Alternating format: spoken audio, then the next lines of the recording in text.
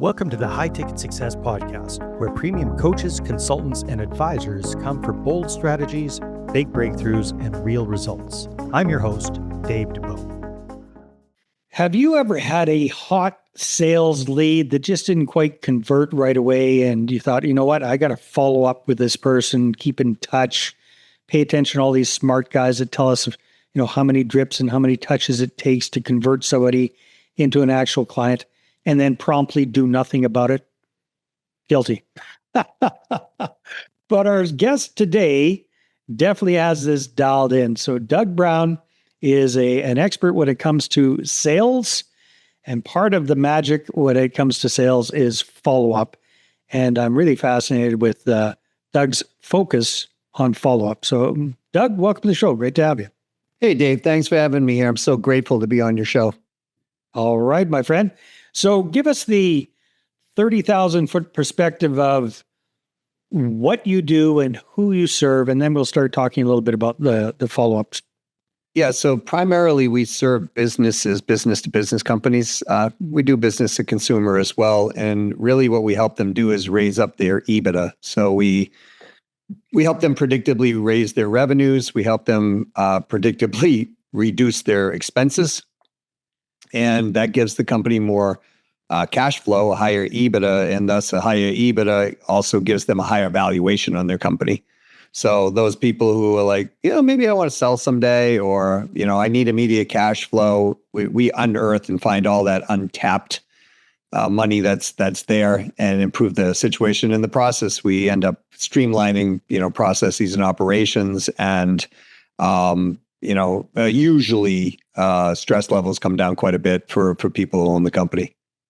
All right. Very cool. So do you also work with any individual type folks like coaches, consultants, advisors, those kind of folks too? Yeah, I've been working with over 30 years. I've worked with many, many independent business professionals. Mm-hmm. Lately, I've been having a bunch of consultants coming, and we apply the part of the methodology we use in these businesses. We call it the 2X, because 10X came out, right? And I was like, that's to me a little philosophical. Yeah, it makes sense. But if you can bench press 100 pounds, you're not going to bench press 1,000 pounds, overnight, that type of thing. Right. But it is realistic in a year if people want to double up, especially, if they really focus on it. So the independent coaches consultant market, I've had fantastic results. I just had one happen. Well, two. Gentleman went from 700,000 to 920,000 in 6 weeks. And then I had another lady, she was selling $15,000, offerings, and she sold a $315,000 offering in her second month. So, yeah. So the methodology works very well for everybody. Well, without giving away all your secret sauce, let's talk a little bit about the methodology. So when you are working with a consultant, an advisor, a B2B type individual, what do you usually walk them through to get things turned around for them, Doug?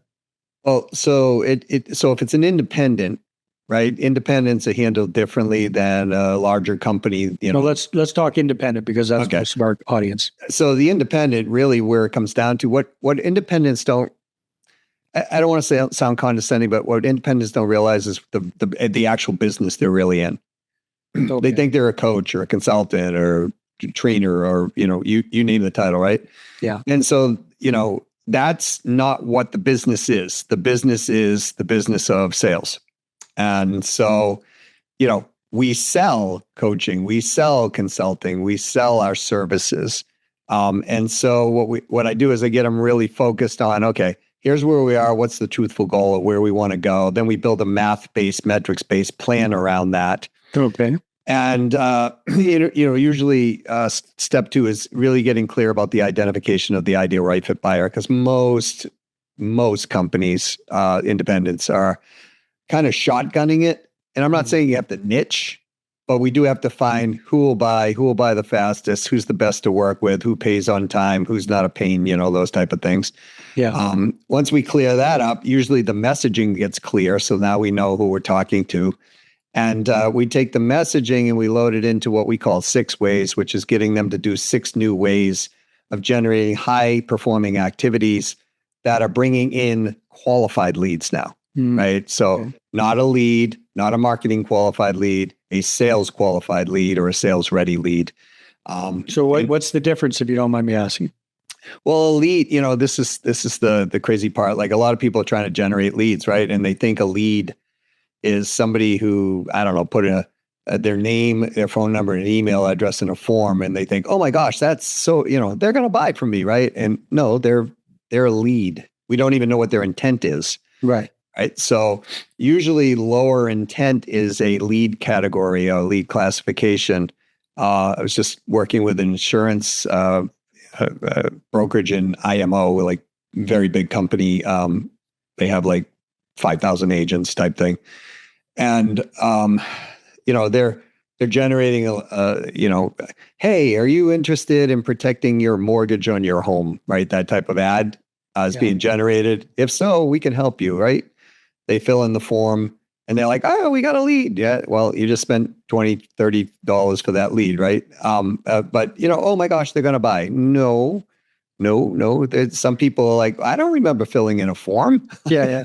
What I mean? That type of thing. Guilty. We've all been there, right? How much stuff do we fill in online sometimes? Yeah. Well, but Dave, what ends up happening is people get, happy ears or happy eyes, right? They're like, oh, wow, this is right. So it's about producing a lead that is well aware of why they're there. They're qualified to buy. We know that type of information. And those who can't, yes, you have to nurture, one has to nurture them up, but really the only people that they should be really talking with are those sales qualified leads. And so a lot of people are spending so much time chasing down leads that aren't ready to have the conversation because they think they're going to make a sale, right? Right. And so we get 6 high performing ways of driving those leads in, because what ends up happening is the people who embrace this methodology, they end up having so much beyond what they need lead flow, if you will, that they stop reaching and stop trying to sell, and they start being more conversational and professional and consultative. And because they don't feel this need, like, oh my gosh, if I don't sell this thing, I won't eat or pay the bills, right? Right.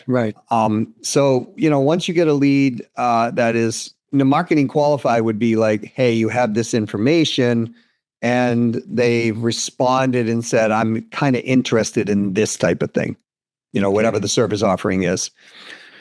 So, in my case, it might be like, yeah, I'm interested in selling my company. Well, that doesn't make them a qualified sales lead, right? Okay. Yeah. So the sales qualification is more so, hey, I'm interested in selling my company. I want to, increase my EBITDA, increase my revenue, decrease my expenses in the process, and I have budget for this. Yeah. Right? And I am the actual decision maker. So I'd like to do it within the next 24 months. Exactly, because I want to exit the company in the next 1 to 3 years type thing, right? Right. So that's more of a sales qualified lead.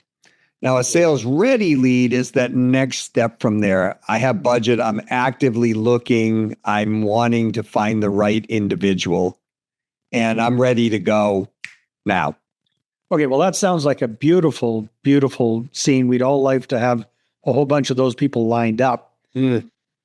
But getting somebody from an opt-in or what have you, where there's a sales ready lead, which is basically almost like a lay down, as long as you're doing a decent job of showing them how you do things. But it sounds to me like they've already got a pretty good idea of who you are and what you do and how you do things. Well, and that's part of the process too, right? So when you first start out, like let's say somebody's starting out and they don't have that exposure. Like if you type Doug C. Brown, revenue growth, increased sales, whatever, even my name, I'll be everywhere.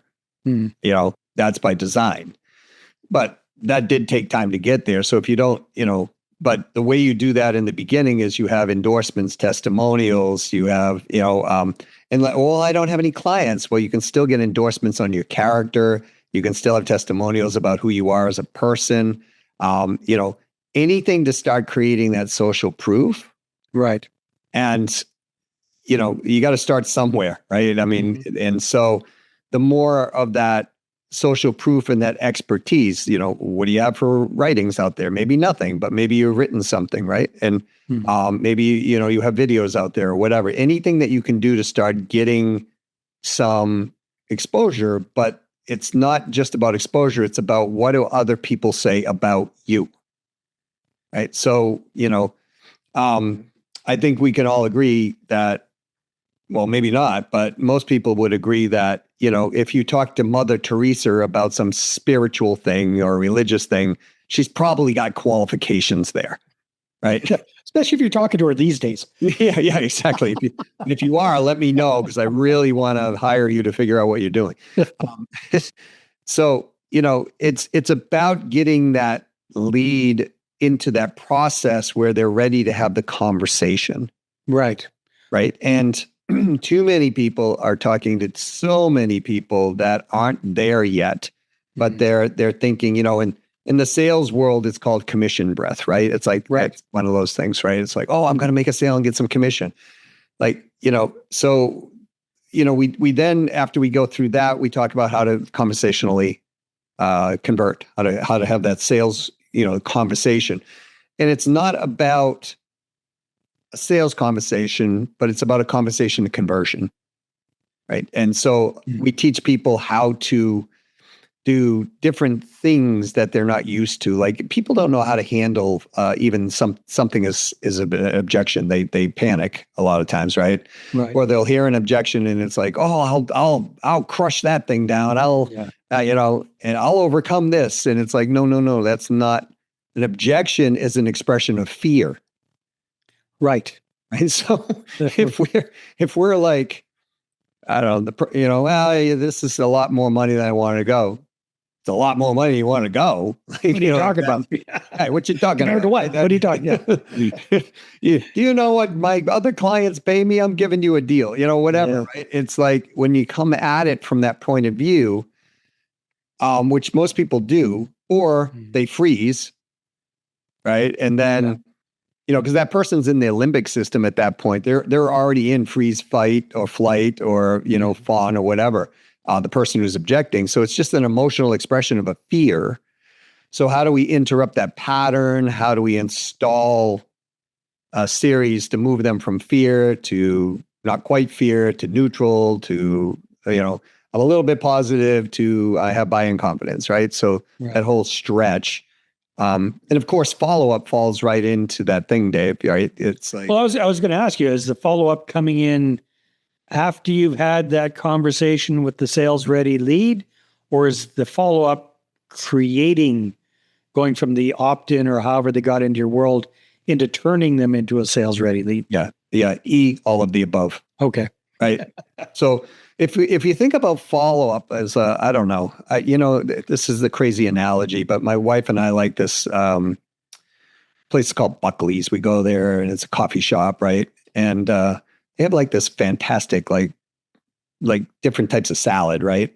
Like chicken salad sandwich or something, right? But they also do it in a lettuce wrap. Right. And my wife's like, oh my God, a lettuce wrap, right? And I'm like, okay, it's a lettuce wrap. But if you think about follow-up kind of like the lettuce wrap, it's wrapped around all kinds of things in that chicken salad that she so loves, right? Follow-up is that way. Follow-up is the glue that builds relationships, holds them together, tells people you care about them, shows people that you're trustworthy, can demonstrate your expertise, all of these things. But so many people are very, very poor at I suck at follow-up. Okay, well, that's let's just call a spade here. So, yeah. So for us that suck at follow-up, which is 97% of the population, yes, we understand we should be doing it. We're still not doing it for whatever reason. So what are some like actionable things people can do to get better at follow-up? What does follow-up look like to you? So follow-up is actually a systemized process of everything that we do. Okay. So give an example. I had a meeting today with someone who I'm considering doing business with, that I was interested in passing lead flow to them. right? So I'm the one who's actually, they would be pursuing me to get lead flow from us because we have pretty qualified clients. They do a service that I don't want to do, but my clients sometimes ask, and I'm like, hey, I can move that to you, right? Yeah. Because they're a trusted resource, and I'm not going to put my relationship in jeopardy just on a resource that I don't vet. That's kind of a foolish move. So, so they called me. We planned on spending a half an hour, but the lady on the phone was fantastic. I mean, she was like a consummate professional, and we ended up spending about an hour and 10 minutes together talking through this whole process. And it really widened my thought process. Like, wow, I'd like to get more involved with this company. So, right after the meeting, I put down a few thoughts that I had, and I took those thoughts and I went to my favorite, one of my 5 LLMs, and I said, craft me a first email response. And it did, right? I'm done in like 6 seconds. And I went and said, change this, change that. And it did. And then I took it and I said, write it in my voice. And it did. And, this took like maybe a minute, for the whole thing. Cut and paste, sent the email off, boom, it's gone. That's a follow-up, right? Right. And I copied the CEO of that company on that follow-up saying how great this person was.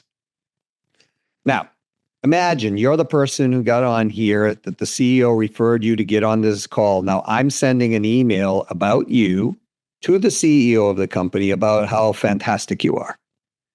Nice. And that you broaden my thought pattern and, what a valuable asset you are to the organization, right? This is not like pandering. This is sincere, right? I really feel this. But the thing is that email went out within, I waited a little while on that one, but it was about an hour. Mm-hmm. Okay. First follow-up's done. What do you think I'm going to get as a response from that? It's probably not go pound sand, right? It's probably, hey, I'm very grateful that you. Well, I'm going to be selfish here for a second here, Doug. Sure. Use myself as an example. So let's say I have a sales conversation with a prospect. They don't jump on board immediately, which amazingly enough happens from time to time that they don't jump on board. I can't believe it happens to you, Dave. It does. But we, things were friendly and whatnot, and whatever the objection was or whatever they're doing. So I'm following up with somebody like that. What do you recommend to your clients that's a good follow-up system or process for keeping in front of this person without being a pain in the butt? Yeah. So, well, firstly, I built a system called Vibitno, and I did that for this purpose, right? I actually did it because I went on vacation one time and lost $125,000 sale by going on vacation by not following up, right? So, so no one's perfect in this process, but the question is, can we get it from not being really good, maybe 10% to, 92% or whatever, right? So in lieu of using a technology like mine, which is pretty much the only one I know that's out there, we've got to have some type of system around that process. So in your case, you go to the meeting, you have this, we built in templates for people so they could start with something, right? I think that we have like 1,300 templates or, something like that into the system. So, you would click first meeting sequence, boom, drop down, and then you would look at it and you'd say, okay, I like this. Let's clean it up with a little bit of, AI or whatever. But what we did is we matched persona fields. So you can take the persona fields and it'll build it into the AI. Like I know you're from British Columbia, for example, right? I know you suck at follow-up as your own admission, right? So I can take that and the AI will pick up on those fields and start to wind it in to customize and make it personalized and meaningful. The whole follow-up sequence. Yeah. Nice. Yeah, the whole follow-up sequence, right? And so, now not to be a pain, like you said, like you don't want to be a pain to people.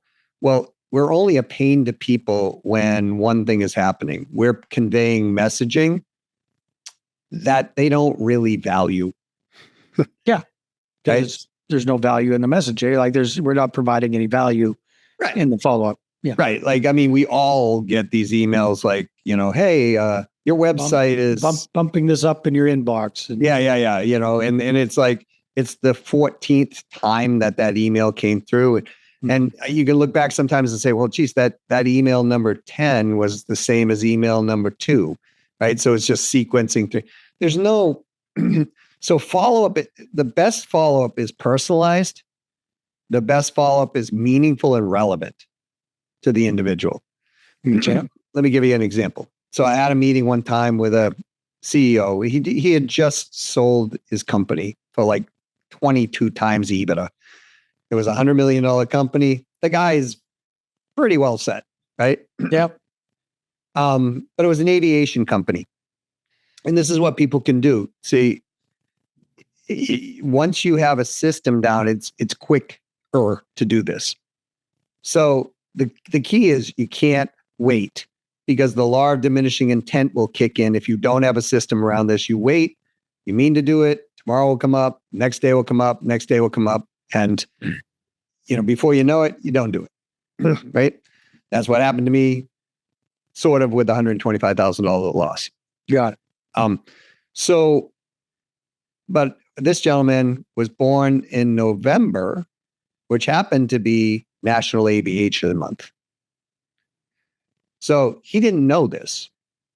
So all I did was type in birth date and aviation, what correlates, and it came up. And I was like, wow, okay. Well, let me tell him some traits of things that people were born in November, and that it was National Aviation Month. I mean, he sold an aviation company.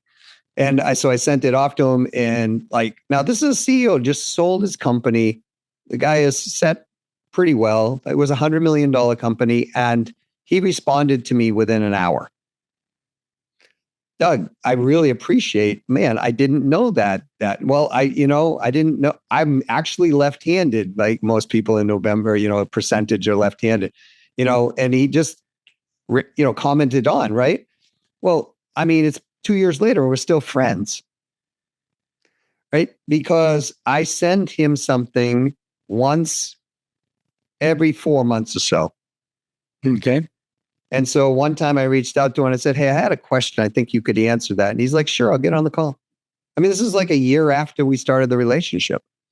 So follow-up is a glue that keeps relationships together. I mean, think of it this way. Your audience, Dave, if they think of it this way, if we went out on a date with someone we really, really like, wow, that was a great date, how long do we wait to contact that person?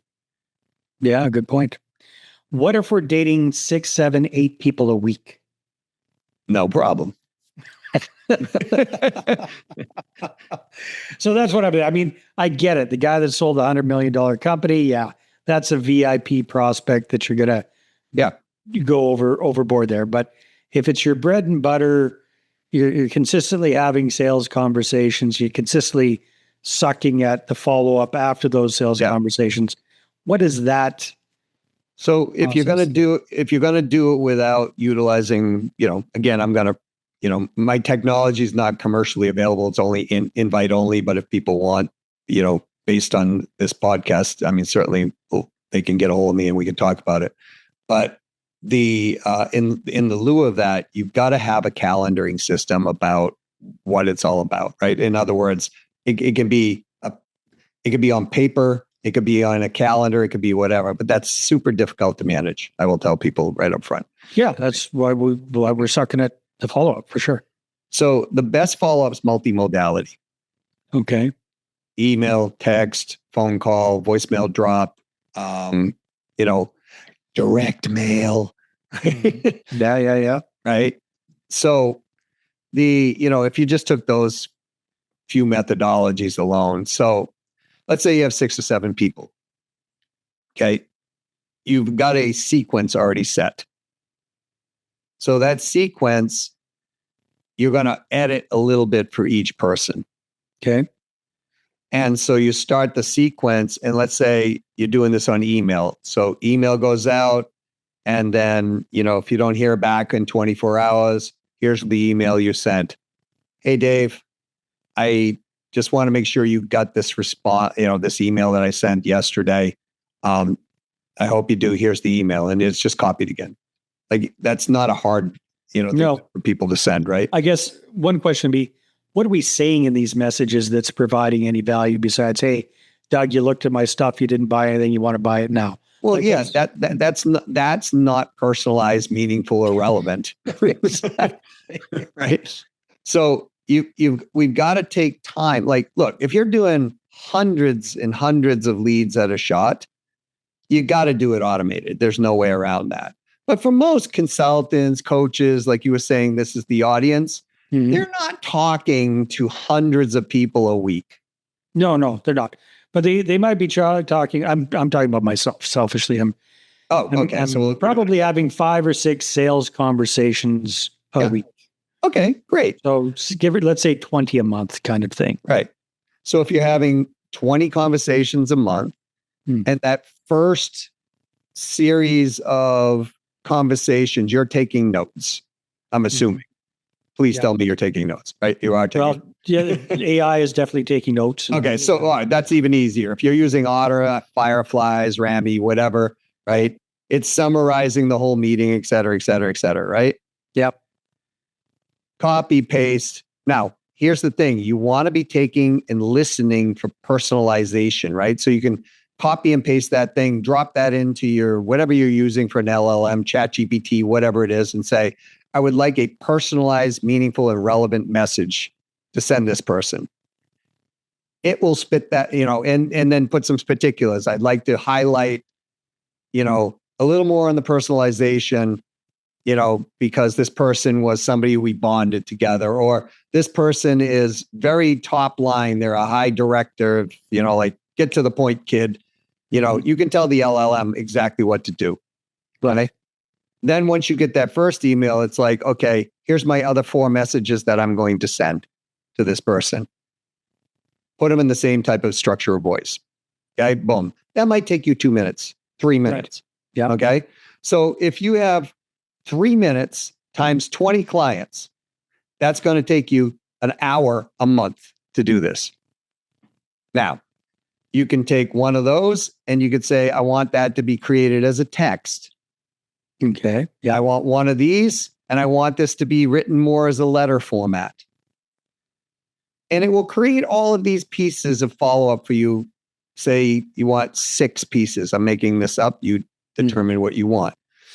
And once you get those down, it's like, okay, now your first one goes out, second one might be an email follow-up saying, hey, did you get this? Well, her third one's going to be a phone call, right? The fourth one's going to be a text. Now, of course, if you talk to this person and you're not going to send out these automated messages beyond that, right? Because now you've got to pivot into another. Yeah, make sure you turn it off. What's exactly, right? So, like, for 20 people a month, this is manageable. It might take you 2 to 3 hours a month to be able to do this. Now, here's the thing. A handwritten card goes a long way. I know it costs $3 to send it, and all that stuff. But how many people are actually sending handwritten cards? Nobody. So hardly anybody. And I'm not talking about using send out cards or one of these services. I'm talking sit down, pull out a card, write down, hey, Dave, it was a real pleasure to meet you. I enjoyed our conversation, especially the part about British Columbia where you told me the joke about the Prime Minister of Canada or whatever, right? Not that you did, but I'm just saying that if you had, right? Yeah. And that's all it is. Dave, I'm looking forward to our next conversation. If you want to call me first, here's the number. Beautiful. Right? All right. That took you a minute and a half. All right. It's going to take you another minute to pop it in the envelope, address it, and put a stamp. You can have an address envelope already with your return address on it. So you just have to write the name on it. Yeah. Okay. Boom. Goes on the outgoing mail. I don't know about in Canada, but that reminds me of a good friend of mine had an insurance agency, super successful guy. I can't remember how many thousands of clients they had, Mhm. but that was part of his process. Every morning he wrote, I believe it was 10 very 10 cards. messy little thank you for your business type cards. Yeah. It would take him like 3 years to get through his entire client base. Yeah. But he did it. It was just like that was part of his process every day, cranking out. And what's his referral rate? Oh, it was huge. Like, Right? Yeah. So- So he sold his company and retired rich and all that kind of stuff. And a lot of smart things like that he was doing. So part of the metrics-based, math-based process that we deploy in for people is we're laying in these metrics that you've got to do every single day, and we're measuring against those. One of them is, sales expansion. When you make a sale, you don't make a sale. How many referrals did you get out of it? Yeah. Right. And so it's like what people are trying to do is trying to sell all the time versus build a business. Mm-hmm. Build a leveraged business in the world. So, using follow-up is one of those tools of leverage. Now, let's say it takes you 4 hours a week to do, 4 hours a month to do all of that, right? So getting a bump I've seen it between 5 and 20% on average. So let's say that you're making, I don't know, pick a number, easy number, $100,000 a year, right? Mm-hmm. If we bumped it to 115,000, is that worth 4 hours? Yeah. I think so. Yeah, exactly. Right. And so also here's the sad part. They're buying the potential buyers buying from someone. Yeah, just not you. Exactly. So, but what you are doing is you're prepping and priming that client to buy from someone else. Mm. By the way, that's what I did with a $125,000 sale. It was a 3.5 month process. I went on vacation. My daughter became ill. We had to take her to the hospital. And I asked people at the time I was working at a company, will you cover my calls, emails, and this for just 2 days? And they all said, sure, you're the number one rep in the company. We'll do anything for you. And when I got back, snail mail was full. Email was at its limit. My phone was jammed. Messages no more could come in. And this person had been calling me for 3 days, the day before I asked that question, and 2 days after, about needing to buy now. The CEO gave him the green light, and the CEO was pressuring him to get it done. Wow. When I talked to the gentleman, he said to me, I wanted to buy from you. And I said, I know you did. I said, my company and I dropped the ball. And he said, but I feel really bad about buying from someone else. I said, well, who did you buy from? And he said, well, Lightship. And I said, that's our number one competitor. We've been working for 3.5 months together. When did they call me? I call you. He said 4 days ago. But see, I had prepped the sale. He was ready to buy. He was ready to buy. We went from, sales qualified to sales ready to purchase order ready. And he was right there. And nobody took the call. Yeah. Right. Except the competitor who called, and the CEO said, make it happen now. And so $125,000 sale gone. And so this is what happens when we don't follow up. Now, worse yet, if you didn't follow up and you lost the sale and you didn't even know you lost the sale, and you move, let's say, from one company to another company, and you call upon that client, they're going to remember you were kind of a dirtbag and didn't ever follow up with them.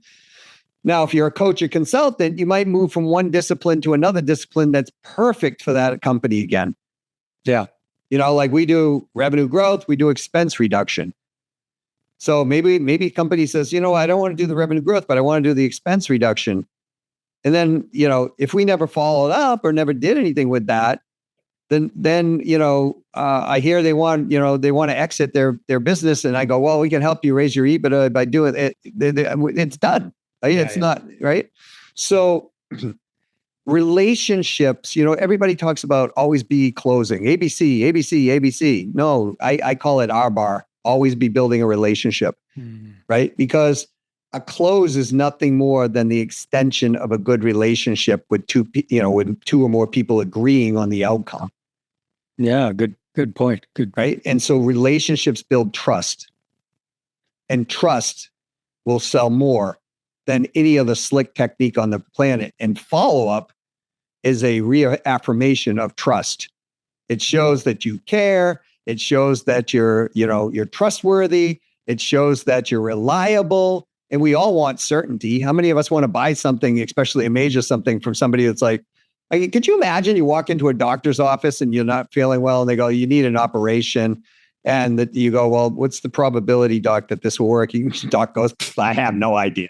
Right? Like, I have no idea. We Come in hope for the tomorrow, best. we'll figure it out. Yeah. Right? Just get you under the knife. We'll take a look. Yeah. You know what I mean? It's like, you're going to be like, whoa. Maybe I'll get a second, third opinion here, that type of thing. Now, or you're waiting for test results, and the test results, this happened to me one time. The test results came into my electronic portal. I looked at the test results. At one point, my blood work was way off.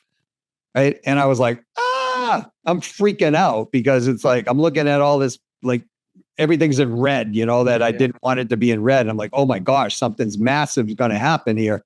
And so I'm calling the doctor's office, but they don't call me back for a day and a half. Wow. Mm-hmm. Yeah, no, exactly. Well, it makes sense. So, Doug, we got to wrap things up for time, but this is fascinating. I absolutely love this conversation. If people want to connect with you, find out more about what you're up to, either look at the follow-up process or get some help with the whole sales process, what's the best way for them to get? Well, the best way is probably reach out to me by email. Okay. At Doug at CEO Sales Strategies, both of those are plural.com. So Doug at CEO Sales Strategies.com. My LinkedIn's Doug Brown 123. My cell phone number is 832-549-4836. Please no spam text. Please.